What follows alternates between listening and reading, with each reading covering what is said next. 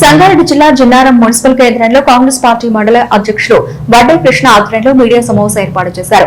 Jinnaram municipality పరిధిలోని నల్తూరు గ్రామం 159 survey number 25 ఎకరాల్లో 200 కోట్లతో మంజూరైన యంగ్ ఇండియా ఇంటిగ్రేటెడ్ పాఠశాలను తరలించాలని ఎమ్మెల్యే కోరడంపై కాంగ్రెస్ నాయకులు మండిపడ్డారు. రాష్ట్ర ప్రభుత్వ నియోజకవర్గానికి అన్ని వర్గాల పేద ప్రజలు చదువుకోవడానికి యంగ్ ఇండియా ఇంటిగ్రేటెడ్ పాఠశాలను మంజూరు చేసిందన్నారు.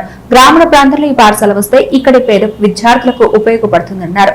కానీ ఎమ్మెల్యే ఇక్కడి నుంచి తరలించాలని కలెక్టర్ కోరడం సరైన పద్ధతి కాదని, ఎట్టి పరిస్థితుల్లో నల్తూరులో ఇంటిగ్రేటెడ్ ఏర్పాటయ్యే విధంగా అఖిలపక్ష నాయకులు కలిసి వస్తే కృషి చేస్తామన్నారు. లేని పక్షంలో కాంగ్రెస్ పార్టీ నాయకులను సీఎం దృష్టికి తీసుకెళ్లి ఇక్కడ ఏర్పాటయ్యే విధంగా కృషి చేస్తామన్నారు. కార్యక్రమంలో మాజీ ఎంపీ రవీందర్ గౌడ్, బ్లాక్ కాంగ్రెస్ అధ్యక్షులు శ్రీకాంత్ రెడ్డి, కౌన్సిలర్లు పర్వతాలు, కాంగ్రెస్ పార్టీ నాయకులు, కార్యకర్తలు తదితరులు పాల్గొన్నారు. తీర్మానం కూడా చేసిండ్రు. మన ఎంఆర్ఓ గారు 25 ఎకరాల ఏదైతే అలైన్మెంట్ కూడా ఇచ్చిండు, టోచ్ మ్యాప్ కూడా ఇచ్చిండు, పంచనామా రిపోర్ట్ కూడా ఇచ్చి కలెక్టర్ గారికి ఇచ్చిన తర్వాత నల్తూరు గ్రామానికి 20 ఇంటిగ్రేటెడ్ స్కూల్ 200 కోట్లతో అలాట్మెంట్ చేయడం జరిగింది. అందులో ఎస్సీ, ఎస్టీ, బీసీ, మైనారిటీ మరియు జనరల్ పబ్లిక్ అందరినీ కూడా అన్ని వర్గాల ప్రజలు సుఖ సంతోషాలతో ఉండాలని, అన్ని వర్గాల ప్రజలు మంచిగా చదువుకొని పెద్ద పెద్ద చదువు చదివి వాళ్ళు ఇంజనీర్లు కావచ్చు, డాక్టర్లు కావచ్చు, కలెక్టర్లు కావచ్చు కావాలనే ఉద్దేశంతో ఇందిరమ్మ రాజ్యం విక్రీడ సౌభాగ్యం అనే ప్రభుత్వం ఈరోజు ఏర్పాటు చేయడం జరిగింది. ముఖ్యంగా కాంగ్రెస్ గవర్నమెంట్ ఈ జిన్నారం మండలానికి ఒక పోర్టు ఇవ్వడం జరిగింది. ఇంతకుముందు కృష్ణ గారు చెప్పినట్టు, రవాణా చెప్పినట్టు ఎంతో కొట్లాడితే కాంగ్రెస్ పార్టీ కొట్లాడి నిజంగా ఇక్కడికి పోర్టు తీసుకురావడం జరిగింది. రెండోది మీకు అందరూ కూడా తెలియాలి, పత్రికా సోదరులు అందరూ కూడా తెలియాలి, ఇక్కడ ఒక డిఎస్పీ ఆఫీస్ కూడా వచ్చింది. ఎందుకంటే ఇక్కడ డిఎస్పీ ఆఫీసు ఇంచుమించు 19 గ్రామాలతో ఇక్కడ డిఎస్పీ ఆఫీస్ ఏర్పాటు చేయడం జరిగింది. ముఖ్యంగా మన ఎమ్మెల్యే గారు తెలుసో తెలియదు, ఇవన్నీ ఏర్పాటు చేశాక ఆయన కూడా కొంచెం భయం స్టార్ట్ అయింది. ఏదో చిన్నారం కలి పోతున్నాయి, మన పడంచేరుకు ఏం వస్తలేదు, ఏం సంగతి అనే ఆలోచన ఉందేమో. అది నీ ఆలోచన పొరపాటు. ఎందుకంటే ఈరోజు ఈ చిన్నారం భగవంతుని దయ నిజంగా అదృష్టం కలిసి వస్తే ఇది నియోజకవర్గం కూడా కావచ్చు.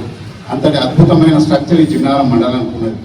ఇవన్నీ ఏవో ఆలోచన పెట్టుకొని ఎమ్మెల్యే గారు 200 కోట్లతో వచ్చినటువంటి ఇంటిగ్రేటెడ్ స్కూల్ని ఎందుకు తరలిస్తున్నా కూడా మీకు చెప్పాలా, సినిమా చెప్తా.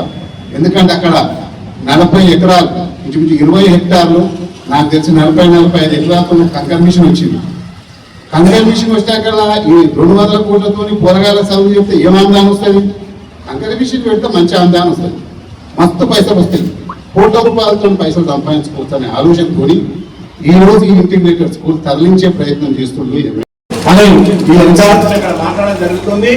ఇది మంచి పద్ధతి కాదు. ఎందుకంటే మా యొక్క జిన్నారం మండలం మీద సౌతి ప్రేమ చూపించడం మంచి పద్ధతి కాదు.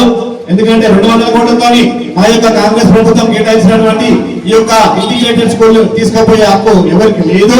వేరే గ్రామాన్ని తీసుకుంటే కొత్త శాంక్షన్ చేయించుకోండి, కొట్టలేం. కానీ మా యొక్క నల్తూరు గ్రామానికి జిన్నారం మండలానికి వచ్చినటువంటి ఇంటిగ్రేటెడ్ స్కూల్ ని దయచేసి ఎవరు కూడా ఇక్కడ తీసుకుపోవద్దు. మేమందరం కూడా ఏకదాడిగా దాని గురించి కొట్లాడతామని తెలియజేస్తూ, నిజంగా కాంగ్రెస్ ప్రభుత్వానికి రేవంత్ రెడ్డి గారికి బుల్లెట్ దిగింది అని చెప్పి చెప్పడం జరిగింది ఇంతకు ముందు ఎలక్షన్స్ లో. మరి బుల్లెట్ దిగిన వ్యక్తికి మళ్ళా పోయి నేను సీఎం గారితో మాట్లాడి ఆ యొక్క స్కూల్ ని అక్కడ షిఫ్ట్ చేసి ఇక్కడ తీసుకురావడం చేస్తానని చెప్పడం జరిగింది. ఎంతవరకు సమంజసం అది?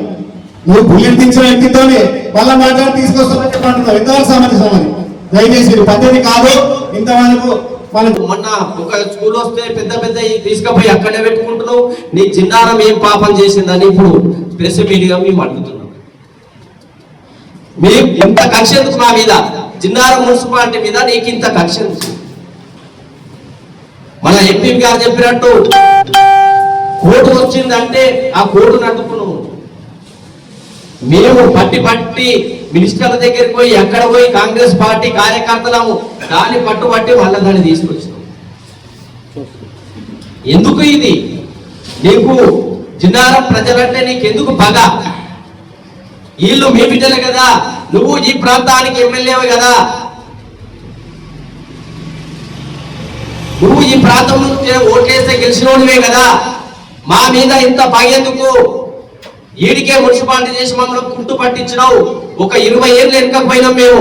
ఏ గ్రామం సర్పంచ్ ఉంటే ఆ గ్రామంలో దొడ్డో బొడ్డో పనులు చేసుకుంటుండే